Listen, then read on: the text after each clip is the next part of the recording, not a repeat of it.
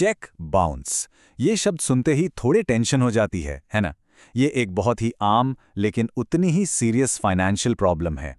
पर अच्छी बात यह है कि अगर किसी के साथ ऐसा होता है तो कानून में उसके लिए पूरी सुरक्षा है। तो चलिए आज इसी के बारे में गहराई से बात करते हैं और समझते हैं कि इसमें कानूनी अधिकार क्या-क्या हैं।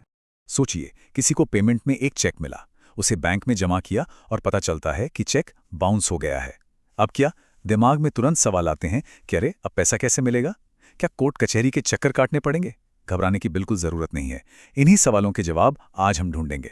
तो सबसे पहले यह समझना बहुत जरूरी है कि चेक बाउंस होना सिर्फ एक छोटी मोटी फाइनेंशियल गड़बड़ नहीं है। इसके पीछे एक बहुत मजबूत कानूनी आधार है। जी हां, एक पूरा का पूरा कानून है जो इस मामले को देखता है। ये कानून है नेगोशिएबल इंस्ट्रूमेंट्स एक्ट 1881 और इसकी जो धारा है सेक्शन 138 वो सबसे ज्यादा जरूरी है। पता है क्यों?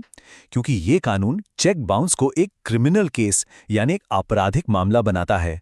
इसका सीधा मतलब यह है कि जिसने चेक दिया है उस पे कानूनी कार्रवाई हो सकती है।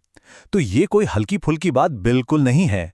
अच्छा, क्रिमिनल केस तो है, लेकिन ये जानना भी जरूरी है कि ये एक जमानती अपराध है। मतलब इसमें आरोपी को जमानत मिल सकती है। और सबसे अच्छी बात यह है कि केस के किसी भी स्टेज पर आपसी समझौता करके मामला सुलझाया जा सकता है। तो अगर चेक बाउंस हो जाए तो सबसे पहला और सबसे जरूरी कदम क्या होना चाहिए? सीधे कोर्ट जाना? नहीं, बिल्कुल नहीं। पहला कदम है एक लीगल नोटिस भेजना। चलिए समझते हैं ये कैसे और कब होता है। देखिए, इस पूरे प्रोसेस में टाइमिंग ही सब कुछ है। इसे जरा ध्यान से समझिए। जिस दिन चेक बाउंस होता है, बैंक से एक रिटर्न मेमो मिलता है। उस तारीख से ठीक 30 दिन के अंदर चेक देने वाले को एक लीगल नोटिस भेजना ही भेजना है। जब उसे नोटिस मिल जाता है तो पेमेंट करने के लिए उसे 15 दिन का वक्त मिलता है। और अगर इन 15 दिनों में भी पैसा नहीं आया तो फिर केस फाइल करने के लिए अगले 30 दिन मिलते हैं। ये डेडलाइंस बहुत जरूरी हैं, इन्हें मिस नहीं कर सकते। और यही बात इस पूरे केस की नींव है, इसका फाउंडेशन। पहला स्टेप कोर्ट नहीं है, पहला स्टेप है एक फॉर्मल टाइम पर भेजा गया लीगल नोटिस। अगर ये स्टेप सही से नहीं लिया गया तो आगे की पूरी कार्रवाई कमजोर पड़ सकती है। तो चलिए मान लेते हैं कि नोटिस भेज दिया, 15 दिन का टाइम भी पूरा हो गया, लेकिन पेमेंट अभी तक नहीं आया। अब क्या? अब आता है अगला स्टेप, यानी कोर्ट में शिकायत दर्ज करवाना। अब सवाल उठता है कि शिकायत आखिर करनी कहाँ है? तो इसके लिए मेट्रोपॉलिटन मैजिस्ट्रेट या जुडिशियल मैजिस्ट्रेट फर्स्ट क्लास की कोर्ट में जाना होता है। सही कोर्ट में केस फाइल करना यह भी प्रोसेस का एक बहुत इंपॉर्टेंट हिस्सा है।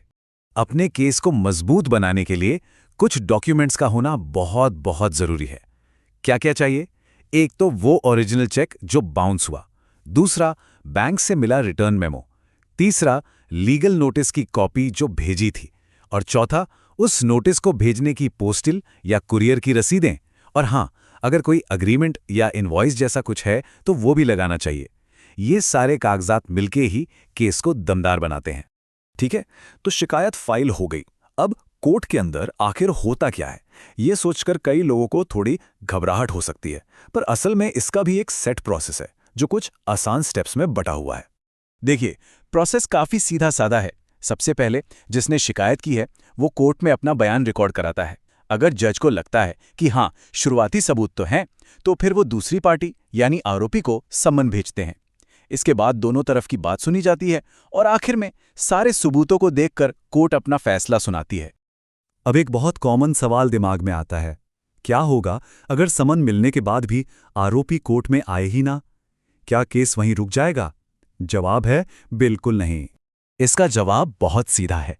अगर आरोपी जानबूझकर कोर्ट के आदेश को नहीं मानता तो कोर्ट उसके खिलाफ बेलेबल या फिर नॉन बेलेबल वारंट जारी कर सकती है। यानी कानून के पास तरीके हैं कि आरोपी को कोर्ट में पेश करवाया जा सके। चलिए अब इस पूरी कानूनी लड़ाई के आखिरी पड़ाव पर आते हैं, यानी फैसला, और कुछ सबसे जरूरी बातें जो हमेशा याद रखनी चाहिए। तो सबसे बड़ा सवाल, अगर आरोपी दोषी साबित हो गया तो सजा क्या होगी? इसमें 2 साल तक की जेल हो सकती है या फिर चेक की रकम का डबल तक जुर्माना लग सकता है। और एक मिनट, ये भी ध्यान रखिए कि कोर्ट ये दोनों सजाएं एक साथ भी दे सकती है। एक और छोटी पर बहुत ही जरूरी बात, कोई भी चेक जिस तारीख को इश्यू होता है वहां से सिर्फ 3 महीने तक ही वैलिड रहता है। अगर 3 महीने के बाद उसे बैंक में लगाया तो बैंक उसे लेगा ही नहीं और फिर कानूनी कार्रवाई का रास्ता भी बंद हो सकता है। तो इस पूरी चर्चा का निचोड़ क्या है? बस ये 3 नंबर याद रख लीजिए। चेक बाउंस होने के 30 दिन के अंदर नोटिस, नोटिस मिलने पर पेमेंट के लिए 15 दिन और पेमेंट ना होने पर केस करने के लिए 30 दिन। 30, 15, 30 ये फॉर्मूला दिमाग में बिठा लीजिए। और आखिर में एक सवाल जो सोचने पर मजबूर करता है।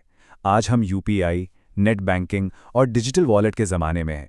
तो ऐसे में चेक बाउंस से जुड़ा ये पुराना कानून आज भी कितना रेलेवेंट है? ये एक बड़ा सवाल है जो हमें फाइनेंशियल लेन देन के भविष्य के बारे में सोचने का एक मौका देता है।